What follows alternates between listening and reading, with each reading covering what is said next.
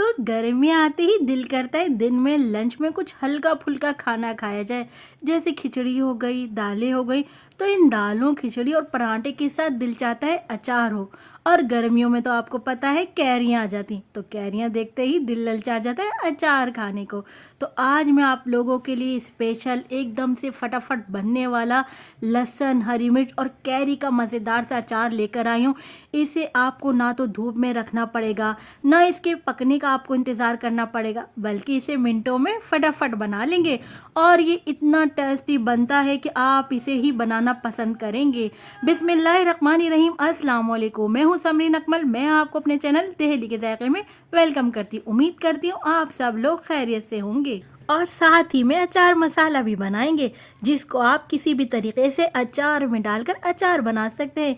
तो वीडियो को तो आप लोगों ने एंड तक देखना है। अच्छी लगे तो प्लीज़ लाइक ज़रूर करें।